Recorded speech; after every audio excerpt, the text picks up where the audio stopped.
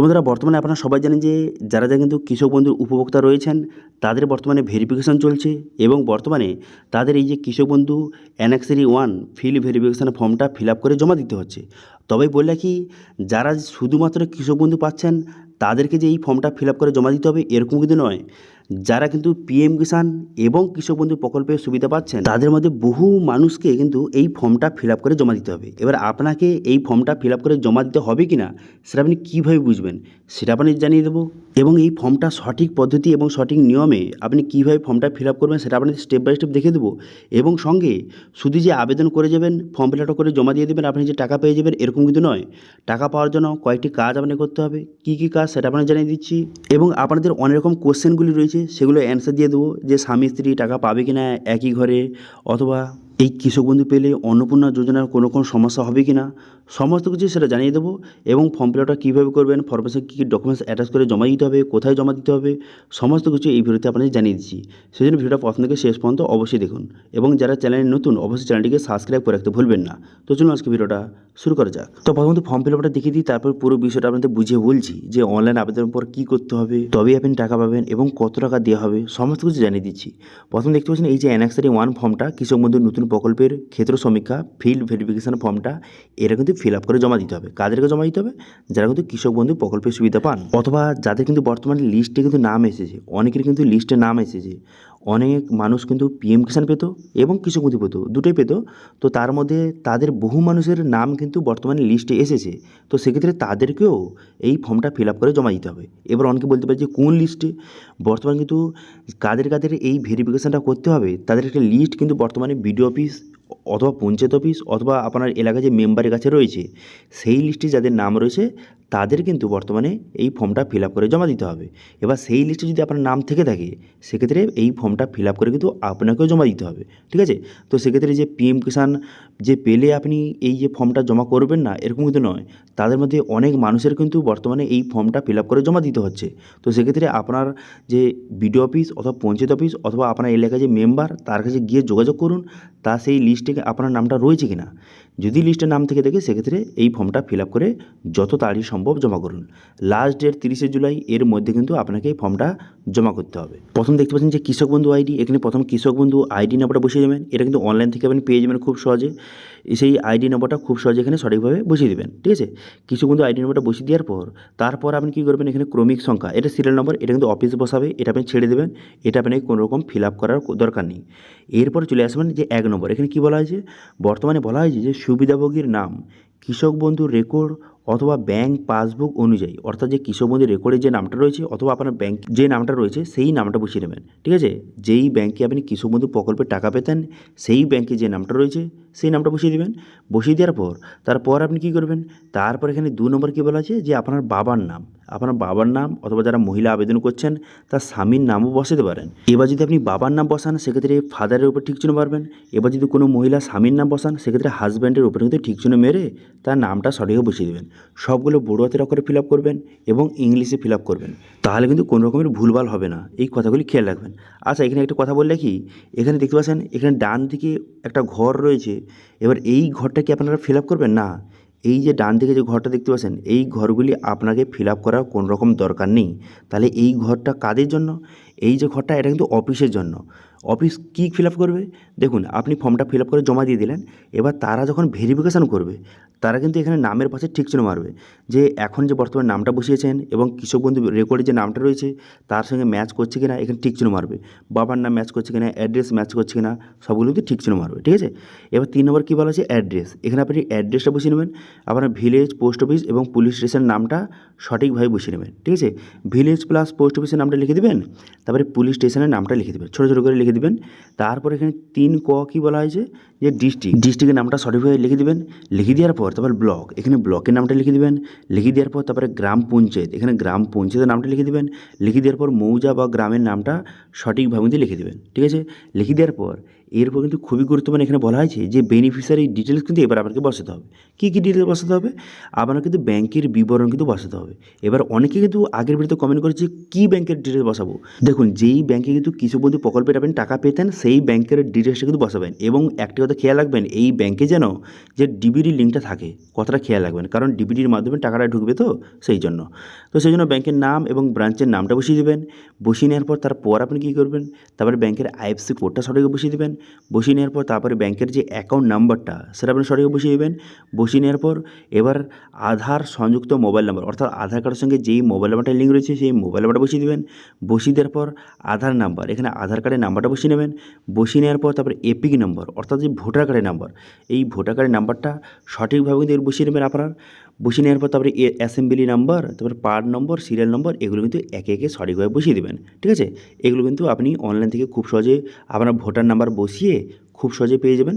সেখান থেকে আপনি খুব সহজে নাম্বারগুলি সঠিকভাবে বসিয়ে দেবেন।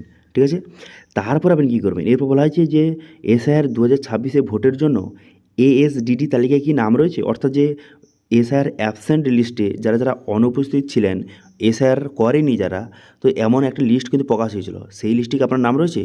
যদি থেকে থাকে ইয়েস করবেন, অন্য থেকে তো এখানে নো লিখে দেবেন। ঠিক আছে, বোঝা গেল। তারপর কি বলা হয়েছে, তারপর বলা হয়েছে যে এসআইআর ট্রাইব্যুনালে কি আপনি আবেদন করেছেন এবং এখনও পর্যন্ত যদি পেন্ডিং থাকে, তবেই ইয়েস করবেন, অন্যথায় কিন্তু এখানে নো লিখে দেবেন। ঠিক আছে, যদি অ্যাপ্রুভ হয়ে গেছে সেক্ষেত্রে এখানে আপনাকে ইয়েস লেখার দরকার নেই। যদি পেন্ডিং থাকে তবেই ইয়েস লিখবেন, অন্যথায় নো লিখবেন। তারপরে এখানে বলা হয়েছে আপনি কি সিএতে আবেদন করেছেন এবং এখনও তো পেন্ডিং হয়েছে, তো সেক্ষেত্রে ইয়েস করবেন, না হলে নো লিখে দেবেন। তারপর বলা হয়েছে আপনি কি পিএম কিষাণের সুবিধা পান, যদি পেয়ে থাকেন ইয়েস করবেন, অন্যথায় নো করবেন। দেখুন, যারা কিন্তু পিএম কিষাণের সুবিধা পান তারা ইয়েস করবেন, অন্যথায় কিন্তু নো করবেন। এখানে যে পিএম কিষাণ থাকলেই যে আপনাকে এই ফর্মটা ফিল আপ করতে হবে না, এটা কিন্তু সম্পূর্ণ ভুল কথা। বর্তমানে আপনার যে বিডিও অফিস অথবা পঞ্চায়েত অফিস অথবা মেম্বারের কাছে যে লিস্ট রয়েছে, সেখানে যাদের যাদের নাম এসেছে তাদের কিন্তু বর্তমানে এই ফর্মটা ফিল আপ করে জমা করতে হচ্ছে। এবার তাদের মধ্যে এমনও নাম আছে যারা কিন্তু পিএম কিষাণ এবং কৃষক বন্ধু দুটো পায়, তো সেক্ষেত্রেও কিন্তু তাদের নাম এসেছে। তো সেই জন্য কিন্তু সেখানে যদি আপনার নামটা এসে থাকে, সেক্ষেত্রে এই ফর্মটা ফিল আপ করে কিন্তু আপনাকে জমা দিতে হবে। ঠিক আছে, বোঝা গেল বিষয়টি। সেই জন্য সর্বপ্রথম কিন্তু আপনার এলাকায় মেম্বারের কাছে যান, সেখানে গিয়ে লিস্টটা চেক করুন, যদি আপনার নাম থেকে থাকে সেক্ষেত্রে এই ফর্মটা ফিল আপ করে জমা দিন। এবং যেহেতু আপনি পিএম কিষাণ পান, সেক্ষেত্রে এখানে ইয়েস লিখে দেবেন। ঠিক আছে, এবং যারা পিএম কিষাণ পান না, শুধুমাত্র কৃষক বন্ধু পান, সেক্ষেত্রে এখানে কিন্তু ইয়েস লেখার দরকার নেই, এখানে আপনি নোটা লিখে দেবেন। ঠিক আছে, পুরো বিষয়টা বোঝা গেল। এরপর বলা হয় যে প্রধান পেশা, আপনি কি কাজ করেন কি, যদি আপনি ফার্মার হয়ে থাকে ফার্মার লিখবেন, অথবা অন্য কোনো কাজ করে থাকলে, আপনি ধরুন আরও রাজমিস্ত্রি হয়ে থাকে বা আরও বিভিন্ন রকম কাজ রয়েছে, যেটা আপনি কাজ করেন সেই কাজের নামটাকে লিখে দেবেন। ঠিক আছে, বোঝা গেল। আচ্ছা, এবার কিন্তু খুবই গুরুত্বপূর্ণ বিষয়, যেখানে জমির জায়গায় আগের ভিডিওতে কিন্তু অনেকেই কমেন্ট করেছে এই যে জমির বিষয়টা বুঝতে পারছে না, কোথায় কী ডিটেলস বসাবো, অথবা এখানে রেকর্ডের ডেটটা কী লিখবো, এরকম কিন্তু অনেকের কনফিউশন রয়েছে।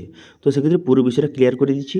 এখানে বলা হয় যে চাষযোগ্য জমির বিবরণ, এখানে কিন্তু কোনো রকম বাস্তুর জায়গায় বসাবেন না, চাষযোগ্য জমির বিবরণ। সেই জন্য আপনার জেল নাম্বারটা বসিয়ে দেবেন, তারপরে আপনার খতিয়ান নাম্বারটা বসিয়ে দেবেন, এবং এখানে দাগ নম্বর, অনেকে বলছে যে অনেকগুলি দাগ নম্বর রয়েছে, সেক্ষেত্রে আপনার যে মেন যে দাগগুলি রয়েছে 4-5টা, সেটা বসিয়ে দেবেন। তারপরে এখানে চাষযোগ্য জমির পরিমাণটাকে বসাতে হবে, যেগুলো সারি জায়গায় চাষযোগ্য জমি রয়েছে তার এরিয়াটা কত সেটা করে কিন্তু এখানে লিখে দেবেন। ঠিক আছে, এর উপর কিন্তু খুবই গুরুত্বপূর্ণ, এখানে কিন্তু বহু মানুষ ভুল করে দিচ্ছে। এখানে বলা হয়েছে যে খতিয়ানের তারিখ কিন্তু বসাতে হবে, যে আর যে খতিয়ানের তারিখ বসাতে হবে, তো সেই জন্য আপনার রেকর্ডে কিন্তু লেখা রয়েছে। এবার তবে বললে কি পুরাতন রেকর্ড কিন্তু চলবে না, এখন বর্তমানে 2026 সালে নতুন আপডেট রেকর্ড কিন্তু অনলাইন থেকে ডাউনলোড করতে হবে। বাংলার ভূমি যে পোর্টাল রয়েছে সেখান থেকে কিন্তু আপনাকে ডাউনলোড করতে হবে।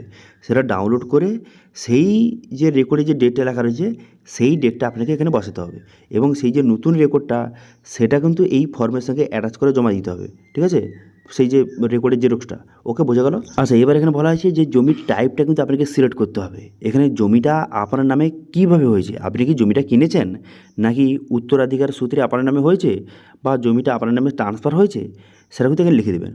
যদি আপনি কিনে থাকেন সেক্ষেত্রে পারচেজ লিখবেন, যদি উত্তরাধিকার সূত্রে হয়ে থাকে সেটা লিখবেন, অথবা যদি ট্রান্সফার হয়ে থাকে সেক্ষেত্রে সেটা লিখবেন।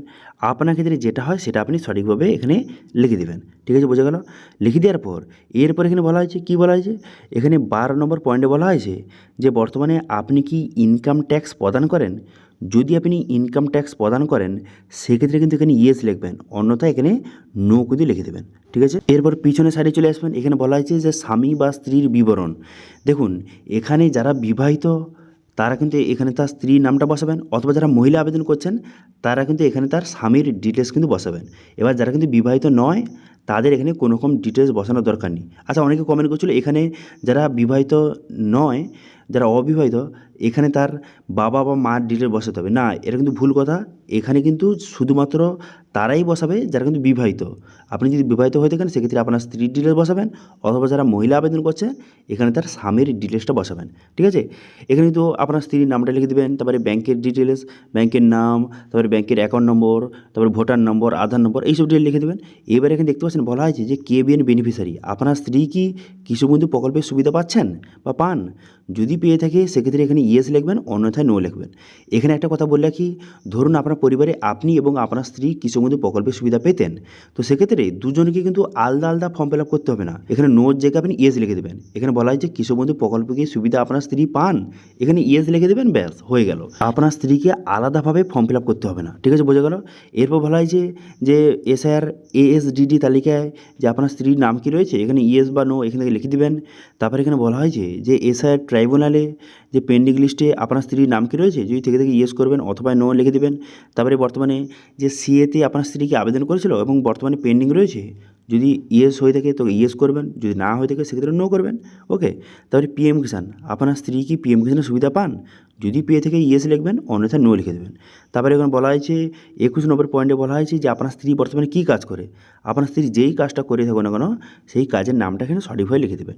যদি হাউস ওয়াইফ হয়ে থাকে সে হাউস ওয়াইফ লিখবেন, অথবা অন্য কোনো কাজ করে থাকলে সেটা লিখবেন। তারপর অঙ্গীকারপত্র এখানে বলে দেওয়া হয়েছে বর্তমানে এইসব ডিটেলস কিন্তু সঠিকভাবে বসাবেন, নাহলে কিন্তু যে আপনার বিরুদ্ধে আইনি ব্যবস্থা নেওয়া হতে পারে যদি কোনো কিছু ভুলভাল বসান আর কি। তারপরে নিচে চলে আসবেন, তারপরে এখানে সুবিধাভোগীর সিগনেচার, এখানে বেনিফিশিয়ারি, অর্থাৎ যেহেতু আপনি বেনিফিশিয়ারি সেই জন্য কিন্তু আপনার সিগনেচার সঠিকভাবে করে দেবেন। ঠিক আছে, ব্যাস আপনার কাজ শেষ।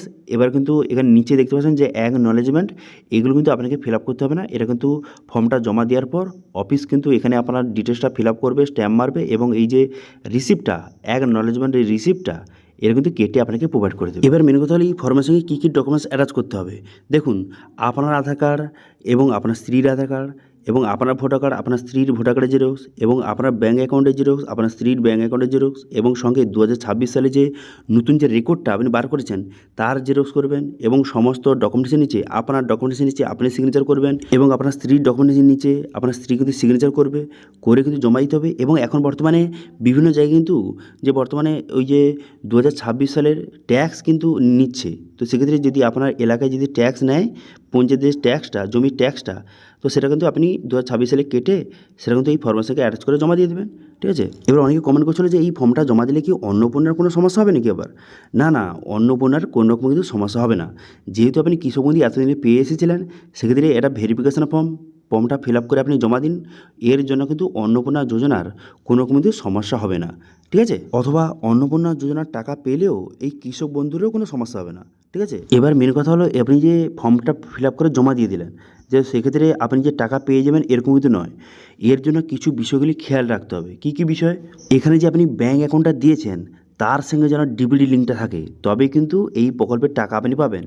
তো এটা কেন বলছি, বর্তমানে কিন্তু কৃষক বন্ধু প্রকল্পের টাকাও এবার কিন্তু ডিবিটির মাধ্যমে প্রোভাইড করা হবে। তো সেই জন্য এখানে যেই ব্যাঙ্কটা দেবেন সেই ব্যাঙ্কের জন্য ডিবিটি লিঙ্কটা থেকে থাকে সেটা কিন্তু অবশ্যই অনলাইন থেকে চেক করবেন।